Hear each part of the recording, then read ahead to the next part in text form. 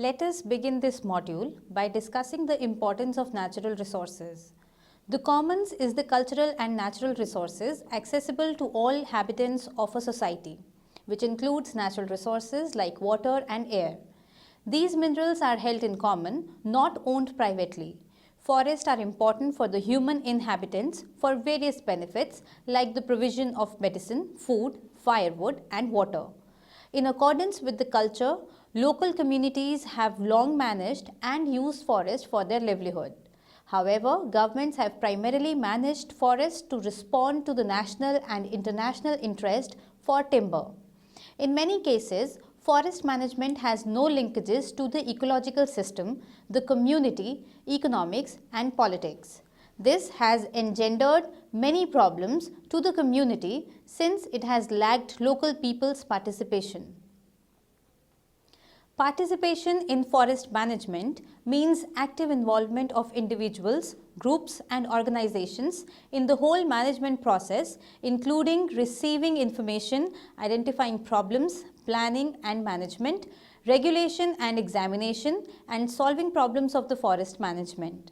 The term participatory or participative forest management signifies the management of forest and natural minerals with full participation of the local community and the involvement of the real stakeholders. The Rio Earth Summit, UNCED 1992 and the World Summit for the Sustainable Development, WSSD 2002 have elaborated on the need for environmental conservation, sustainable development and the alignment of local participation. Subsequently, many countries have implemented strategies to address these concerns. Some of these include the enactment of new legislation, the provision of incentives and the restructuring of forestry sector. New issues in forest management unknown until now in conventional forestry such as participative forestry, community forestry and joint forest management have developed and been included into the forest policies and legislation.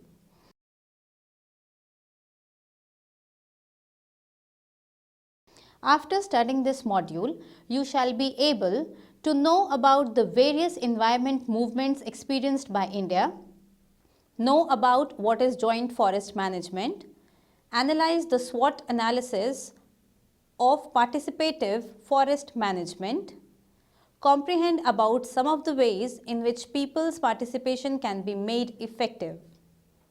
Now, we shall look into the major environment movements in India. First is Naxalite movement. It was initiated in the early 60s and was entitled after the village of its origin, Naxalbari in West Bengal state of India.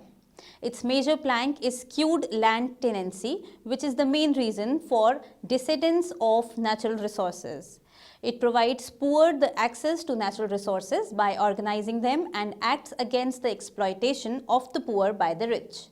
It believes in the use of force to attain political power and in Maoist, Marxist, Leninist philosophy.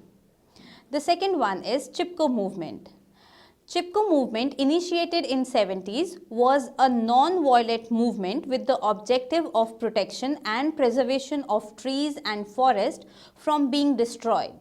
The movement got its name from the word embrace because the people were hugging the trees and protecting them from being felled. Chipko movement found its basis on the Gandhian philosophy of resistance with peace to achieve the goals. It was earlier initiated in 1973 in the Chamoli district and later on it established its root in other parts of the country. There is a very famous story about a girl, Amrita Devi, who sacrificed her life while attempting to save the trees of her village. The local Maharaja of her village wanted to build a palace in the village and for that he ordered his men to cut trees. But when the servants arrived to cut the trees, Amrita and other women of the village tried to save the trees and jumped in front of them and hugged them. She asserted that they will have to cut her first before cutting the trees. The servants were commanded to follow the orders and cut the trees. Amrita Devi died on spot. Before dying, Amrita enchanted, "Sier santhe rukh raheb, to bhi sas to jan." It means that it is only a meager price to be paid if at the cost of my head the tree is saved. The incident encouraged several other rural women to launch such similar movements in different parts of India. It is really surprising that the women of that age were better aware about the significance of forest. Some of the women leaders who asserted for the preservation of forest, whom they call it their maternal mother, were Gaura Devi, Sudesha Devi, Bachni Devi, Dev Suman, Meera Behen, Sarla Behen and Amrita Devi. The Chipko movement obtained impetus under the Sundarlal Bahuguna, an eco-activist who devoted his entire life trying to encourage and educate the villagers to protest against the destruction of the wildlife and the forest and the Himalayan mountain by the government. It was he who petitioned to then Prime Minister of India, Mrs. Indira Gandhi, to ban cutting of trees. He enchanted the slogan, "Ecology is the permanent economy." Another prominent leader of this movement was Mr. Chandi Prasad Bhatt, who defended the progress of small-scale industries operating in the local areas, which were to sustainably use the forest resources for the local benefits. There were many slogans that originated during that period. For example, "Embrace the trees and save them from being felled," "The property of our hills, save them from being looted." Another one says that, "Let us protect and plant the trees, go awaken the villages and drive away the axemen." One of the significant achievements of the Chipko movement was that cutting of trees was banned for 15 years in the forest of Uttar Pradesh in 1980. Consequently, the ban was imposed in Himachal Pradesh, Karnataka, Rajasthan, Bihar, Western Ghats and Vindhyas. All this was done on the orders of then Indian Prime Minister after the firm protest by the activists throughout the country. The third movement is Narmada Bachao Andolan. Narmada Bachao Andolan is among the most significant mass movements initiated in 1985 to deter the construction of a huge dam on the Narmada River. Narmada is India's largest river among all those that flow in the west. It provides auspices to a huge number of people with distinguished culture and tradition. The prospective Narmada Sagar and Sardar Sarovar Dam will affect more than 250,000 people. The major issue is resettlement or rehabilitation of these people. The government plans to construct around 3,000 more small and big dams along the river. It is a multi-crore project that will generate big revenues for the government. The Narmada Valley Development Plan is equipped with many promises and challenges. The proponent says that it will generate 1,450 megawatt of electricity and provide drinking water to over 40 million people accessing a number of towns and villages. But the opponents opine that this project will ravage human lives and biodiversity by devastating thousands of acres of agricultural and forest land. At the other instance, it will deprive thousands of people of their livelihood. Led by one of the significant leaders, Medha Patkar, the plan has now taken an image of an international protest. It has been supported by a large number of NGOs from all across the world. Albeit the protesters are agitating in a peaceful manner, police have been harassing, arresting and beating them constantly. The strong agitations throughout the country have also persuaded several prominent celebrities like actor Amir Khan. He has strongly supported the Narmada Bachao Andolan. The fourth movement is the Silent Valley Project. It was a battle of personal issues between the then Prime Minister Morarji Desai, the Kerala's government and the environmentalists. The Silent Valley Hydroelectric Project was enacted to construct a barrage along the Kunthi-Puzha River, engulfing the whole biosphere reserve and devastating its 4 million-year-old rainforest. In 1980, the M.G.K. Menon Committee was set up to review the project. The committee came out with a recommendation to scrap it. The fifth movement is Jungle Bachao Andolan. Most states exist in the bliss of ignorance, observed India Today in March 1982. It was due to this observation that the Jungle Bachao Andolan was born, that began in Bihar and later reached other states like Jharkhand and Orissa. The tribals of Singhbhum district of Bihar led a protest when the government declared to replace the natural sal forest with highly priced teak, a move that was termed a greed game political populism. The sixth movement is Navdanya movement. Activist Vandana Shiva has always taken the authorities hand in hand on the issues of empowering women. She has always supported the anti-globalization protest. Her eco-feminist movement reinstated a farming system centered on engaging women, changing the current system. She founded Navdanya in 1982, an organization encouraging biodiversity preservation and organic farming. The organization has established markets for farmers and has also promoted quality food for the consumers, connecting the seed to the cooked food. The seventh movement is Bodh Gaya Andolan. This was initiated in the 70s with an aim to account for the matter of redistribution of around 3,600 hectares of ceiling surplus area held by Bodh Gaya Mutt. It encouraged tremendous participation and peaceful action. The eighth movement was Ganga Mukti or Liberalization Andolan. The Ganga liberalization movement initiated in early 80s to counter water lot system. Social activists and youth organizations organized the fisher folk and created pressure on the government to bring the necessary legislation to change the exploitative system. The ninth movement was Awards Irrigation System.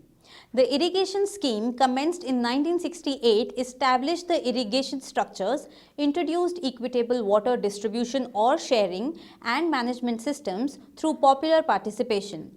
These schemes also served as a rallying note for the people. 10th movement is Water Council, that is Pani Panchayat.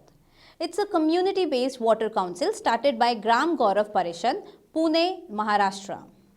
People provide for around 1/5 of the scheme's cost and even the landless partake in schemes who sell their water to the needy farmers. People share water on an equitable and per capita basis under non-transferable water pact. 11th movement is Chakriya Vikas Pranali, that is the cyclic system of development. It is a community-based natural resource management system which aims to bring landless and landholders together through equitable system of income sharing and introducing technological innovations, multi-layered multi-cropping based on symbiosis between different species of plants and crops. The 12th movement is Ralegan Siddhi. It's a very unique instance of participative watershed management and all-round development in Ralegan Siddhi village of partner country Taluka in Ahmednagar district of Maharashtra. This is later presented here in detail. Moving on to discuss the joint forest management in India. Around half of the Indian states have endorsed a policy of joint forest management under which forestry departments and communities jointly monitor forest and share duties and user rights.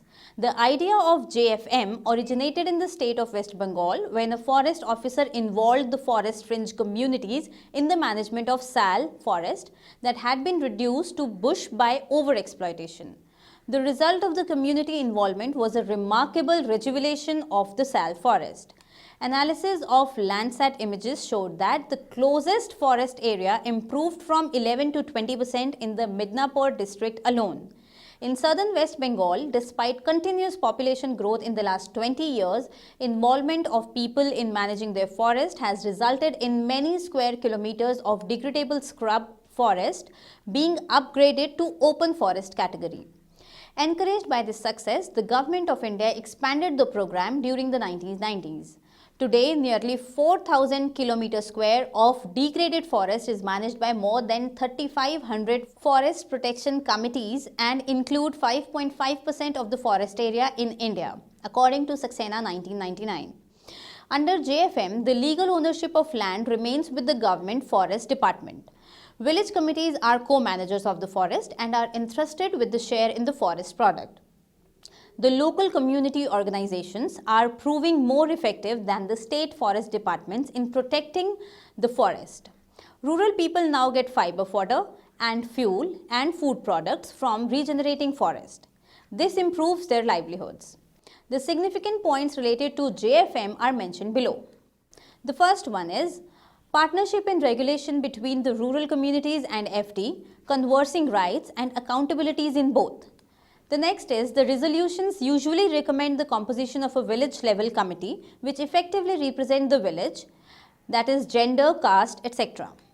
The next is, an area is designated for JFM, usually an area of degraded forest, with the consensus of villagers and people from other villages to minimize the conflict. Boundaries should be well defined. The next is, JFM is agreed to be undertaken for a certain period of time, for example 10 years. Next, access controls are defined and users are defined. Next, the forest division and the village share the revenues generated from selling timber produce. The ratio of the share varies between states. The JFM strategy has required a change of attitude from both forest departments and rural communities. Rural communities were required to organize themselves in emerging ways, resolve village and inter-village conflicts, and work together with forestry officials. Foresters have had to communicate with the area people and share decision-making power. To enable this process of participation, the Government of India has supported by providing institutional and legal backing, including land reform, social forestry programs, sharing of user rights with the people, and education of foresters to deal with participatory processes. It has been affirmed that JFM in India is a concept describing divergent experiences ranging from real participation in decision making to mere execution of the government official's order, according to Kumar 2000. Often, forestry officials devise the rules for forest protection committees, and generally the partnership between forest departments and the village communities is unequal, as most power is devoted to the former. Conflict between local groups over land and tenure rights is another challenge in JFM, just as unsolved questions about the legal status of the customary rights in many cases make local forest management difficult in practice. A significant learning from the JFM experience in India has been evolved that participation of local communities in the regulation of forest has culminated into effective forest protection.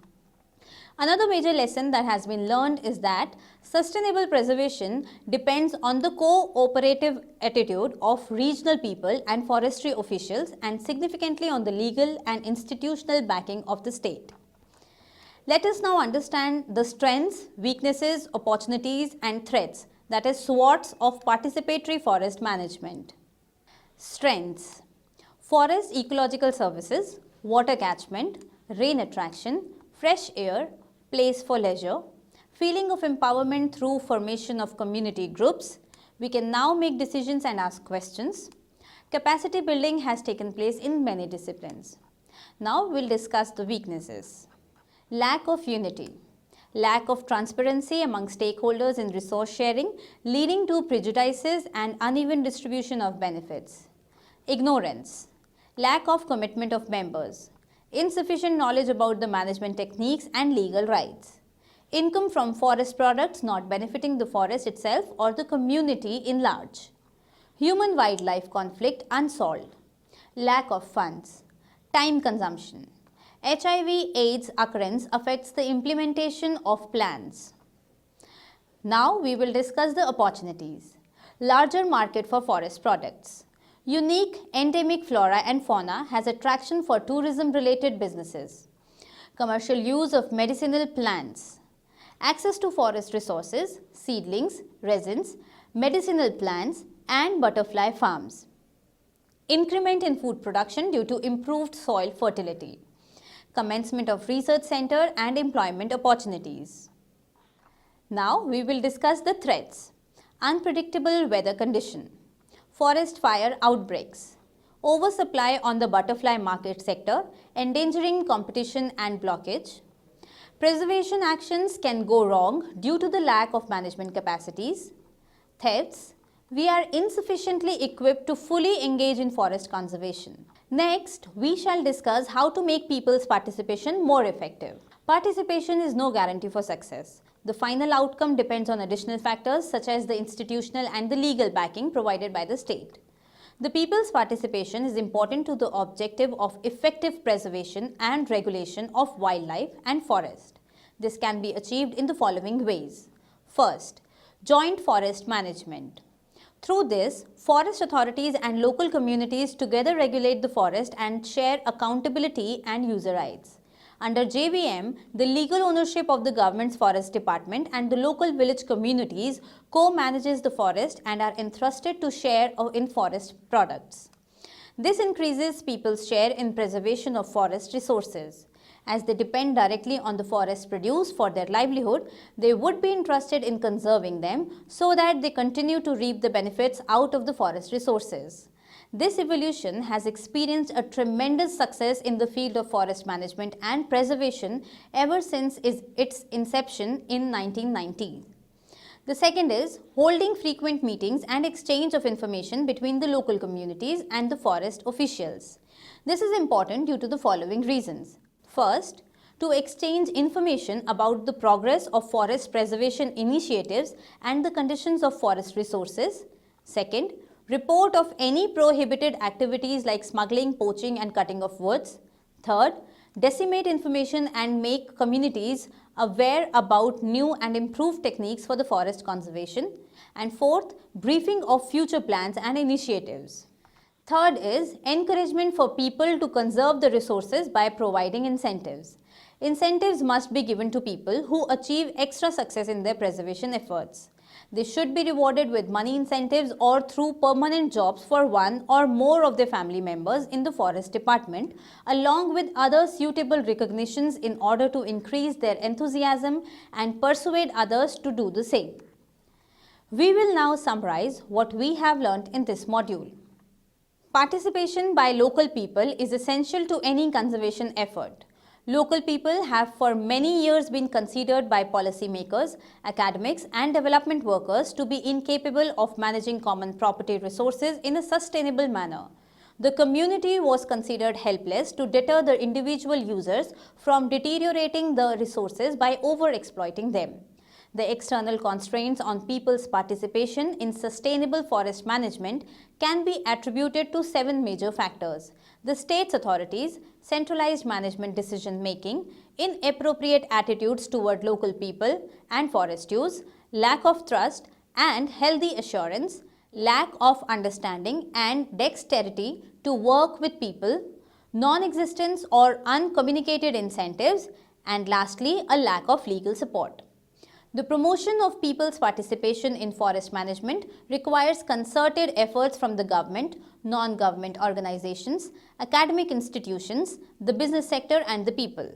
In the short term, the state should build up incentives so that the people see value and gain some profits from their participation. Limitations and constraints must be amputated by recognizing and utilizing new concepts, including participatory approaches, techniques and methods to manage forest. Fundamental necessities such as assurance of livelihood should be provided by the state. In the long run, forestry reform is highly recommended by the way of revising goals and improving policies, laws and regulations, and definitely revising institutions to implement the new policies. The evolution of parallel institutions to promote forest management to meet various conditions and objectives of the community is recommended. Local people should be encouraged to participate in the development of forest management agreements and forest management plans so that villagers understand their roles and duties in conserving and managing forest.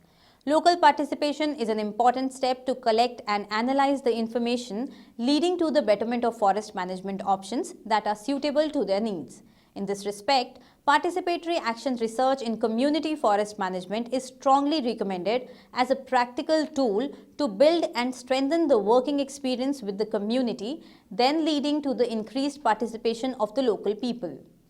Participative forest management provides basic needs, generates income, and helps to strengthen the capacities of the community in managing forest, natural resources, and environment. Hence, participative forest management contributes to the betterment of human resources in terms of awareness raising, proper attitudes, knowledge, and dexterity through a participatory learning process. This eventually leads to balanced and joint decisions of the central government and the local communities.